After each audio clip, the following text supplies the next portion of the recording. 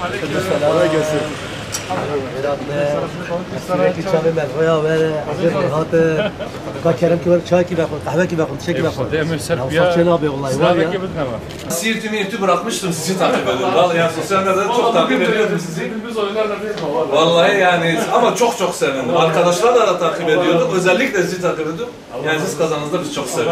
Yani bütün samimiyetimle söylüyorum. 4 Hüdapar milletvekili olarak sahadayız. Meclisin tatile girmesini de aslında bir ölçüde fırsat bilerek seçmenlerimize hem teşekkür etmek hem de memleketin sorun, sıkıntı ve ihtiyaçlarını yerinde tespit etmek amacıyla köylerde, beldelerde, ilçelerde, şehir merkezlerinde temaslarımızı sürdürüyoruz. Biliyorsunuz Siirt zaten bizim 30 yıl öncesinde kendi şehrimiz, kendi ilimizdi. Batman'da Siirt'e bağlı bir ilçeydi.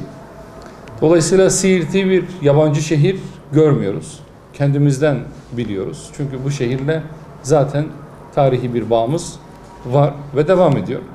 Hem sivil toplum kuruluşlarıyla, hem iş adamlarımızla, hem mülki amirlerimizle, hem diğer şehrin dinamikleriyle, esnaflarımızla bir araya gelmek istedik. Bir kısmını gerçekleştirdik. Bugün de geri kalan kısmını inşallah gerçekleştireceğiz ve temaslarımızı burada noktalayacağız ama bu tek seferlik bir ziyaret olmayacak inşallah.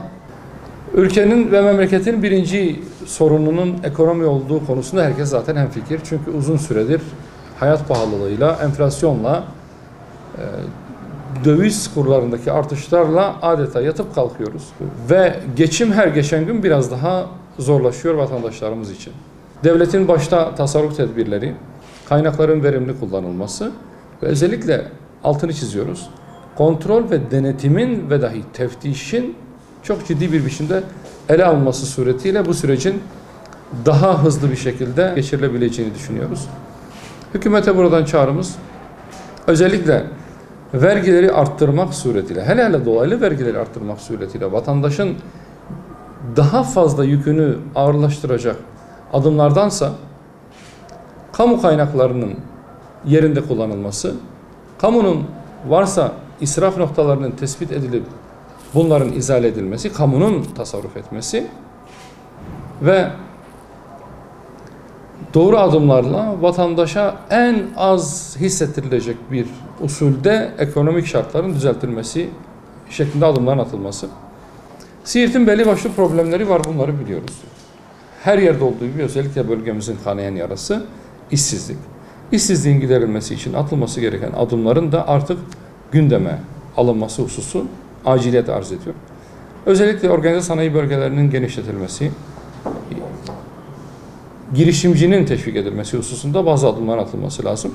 Özellikle tarım ve hayvancılık alanda, özellikle balıkçılık sektörünün geliştirilmesi için muazzam bir kapasiteye sahip olan Siirt'imizin bu potansiyelinin henüz değerlendirilmediğini de görüyoruz. İnşallah önümüzdeki süreçlerde bununla ilgili çalışmaların da bir nebze olsun katkı vereni olmak istiyoruz. Her yerde olduğu gibi kentimizde de, Siirt'imizde de hem ulaşım hem altyapı sorunları mevcut. Maalesef uyuşturucu kullanımı da diğer şehirlerimizde olduğu gibi Siirt'imizde de artarak büyüyor. Bunun önlemini bir biçimde almamız gerekiyor ve en önemli belki tedbir bu konuda gelir arttırıcı önlemler, yoksulluğun giderilmesi ve değerler eğitimiyle maneviyatın yükseltilmesi. Eğitim Araştırma Hastanesi'ndeki branş doktor eksikliğinin mevcut olduğunu arkadaşlarımız bize ifade ettiler. Doktor ihtiyacı konusunda Türkiye belli bir çalkantılı süreçten geçti. Halen daha onun sancılarını maalesef yaşıyoruz. Bu konuda eksiklerin tamamlanması aciliyet arz ediyor. Her yerde olduğu gibi Siirt'te de özellikle çocuk hastalıkları alanında branş eksikliği göze çarpıyor. Siirt-Kurtalan yolunun uzun süredir bitirilememesi, Siirt havaalanının maalesef elverişli bir yere konumlandırılmamış olması sebebiyle sürekli uçuş iptallerinin yaşanması ve zaten geçmişten bugüne var olan sefer eksikliğinin Siirt'te de çok ciddi bir biçimde hissedildiği ortada. Bunun çözüm yollarına bakılması gerekiyor. Özellikle geçmişte belki Kurtalan tarafında yapılması planlanan bir sivil hava limanı projesi vardı. Belki bunun hayata geçirilmesiyle bütün bir bölgeye hitap edecek bir havaalanı inşa edilmesi. Böyle bir terminal vasıtasıyla da bütün bölgenin aslında hava yolları ihtiyacının, uçak seferi ihtiyacının giderilmesi mümkün olabilecektir. Kentsel dönüşümle ilgili maalesef her ne kadar hükümet tarafından geçmişten bugüne bir teşvik edici politika izlenmiş olsa da kanuni düzenlemeler bu ihtiyacı gidermeye maalesef elverişli değil. Bunu sadece Siirt'te değil, birçok ilde yaşıyoruz. Bunun için belki daha da kolaylaştırıcı bir yasal düzenleme ihtiyacı önümüzde duruyor. Önümüzdeki süreçte özellikle 1 Ekim'de meclisin açılmasıyla birlikte bu yönde bir çalışmanın da yapılmasına katkı vermek istiyoruz. Botan Vadisi'nin Milli Park ilan edilmesinden sonra buraya yönelik özellikle hem gençlik spor hem de turizm alanında bazı tesislerin kazandırılması gerekiyor ki Botan Vadisi tabiat varlıkları açısından korunmaya değer görüldü ve bu yönde bir karar da verildi.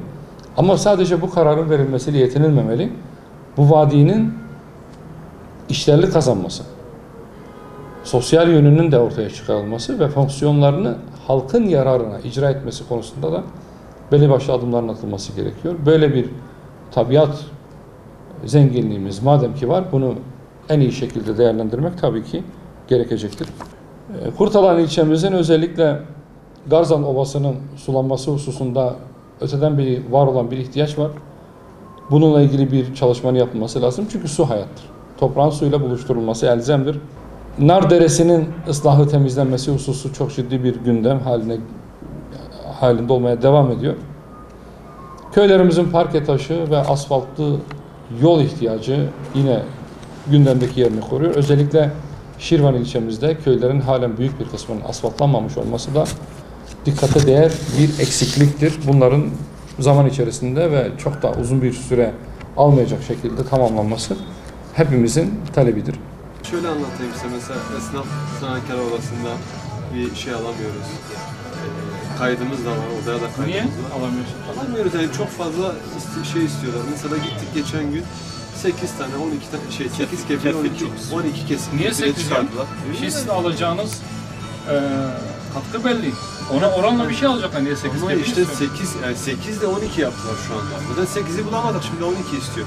Artı diyor onu bulamazsan 2 milyonun üstüne bir hipotek koyman lazım. Tamam da benim malım olsa da ben onu satarım. Niye senden kredi çekeyim?